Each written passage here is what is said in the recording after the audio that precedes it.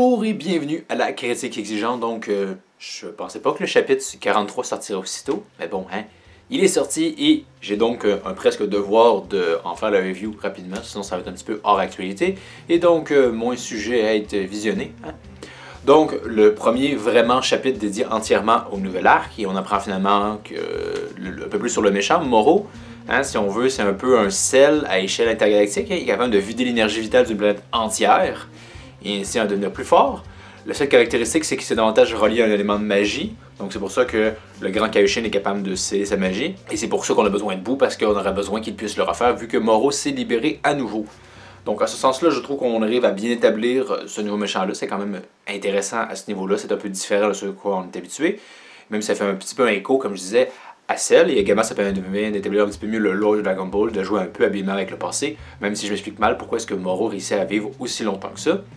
Également de l'autre côté, on travaille beaucoup à établir en prestance et en personnage Merus, c'est aussi très apprécié, même si encore une fois j'ai toujours un petit hic, j'apprécie le fait que Vegeta est un peu surpris et voit en lui un être plus fort que ce qu'il s'imagine, puis que même que Vegeta manque certaines actions de Merus, mais en même temps Vegeta est en forme normale.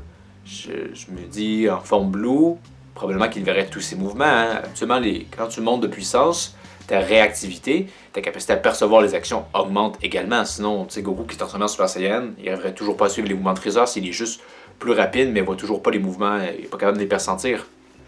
Donc, il y a toujours ce point-là qui me chiffonne un peu. Oui, mais c'est impressionnant, mais peut-être encore une fois juste pour Vegeta normal. Hein, si Vegeta en Blue, peut-être qu'il verrait tous les mouvements. Mais bon, c'est quand même très intéressant malgré tout. On met Merus en avant, plus que, je te dirais, aucun personnage n'a été mis en avant durant le tournoi du pouvoir. Et de meilleure façon, c'est un chapitre dont, vu qu'on n'a pas d'anime pour comparer, c'est bien. On n'a pas l'impression que c'est rushé. On a même droit à un petit filler si on veut, pour mettre Merus en valeur. Même si le filler est un peu étrange, parce qu'on a une inspiration Far Westienne, c'est très agréable à ce niveau-là. Je dirais, on retourne un petit peu plus aux sources pré-Dragon Ball Z. Mais je me questionne du sens où les aliens en question peuvent pas voler. C'est assez bizarre, par exemple.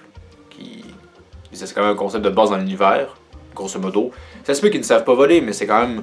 Ça fait que c'est un petit peu décevant en termes de menaces. Et ça rend les exploits de Merus beaucoup moins impressionnants, vu que ces êtres-là sont pas capables de voler. Hein? Goku qui vole, ah c'est de la triche! Moi, tel Shinan à l'époque aurait triché, il aurait pu facilement les battre de bord.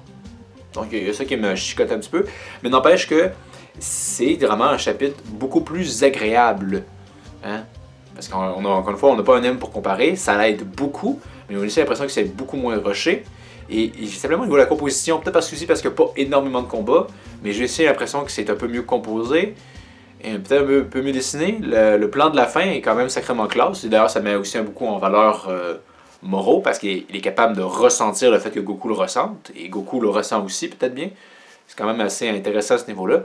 Même si, bon, petit point qui me chicote un peu, oui, Goku est capable de faire ça, mais Vegeta aussi est capable de ressentir les énergies. Peut-être que Goku a un petit peu plus de pratique parce qu'il utilise souvent le déplacement instantané, mais Vegeta aussi serait capable de ressentir son énergie. Tout comme Piccolo est aussi un expert dans ce domaine.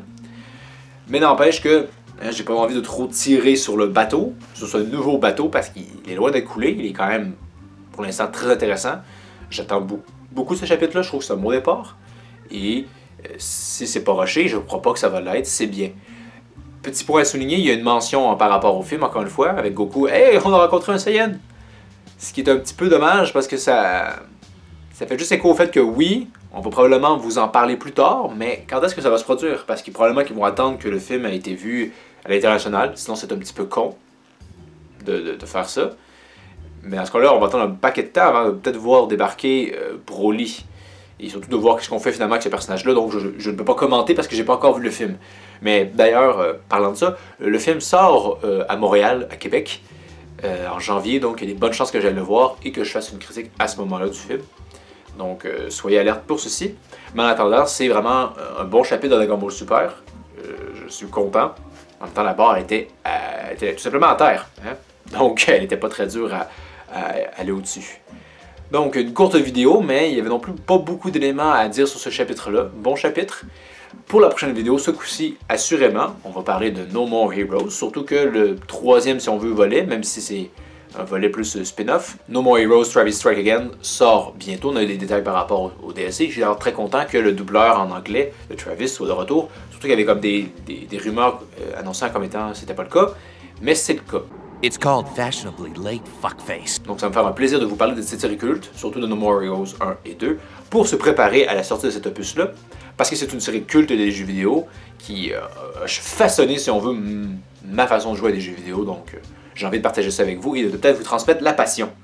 Donc, n'hésitez pas à, comme toujours, vous abonner, partager, aimer, répandre la bonne nouvelle.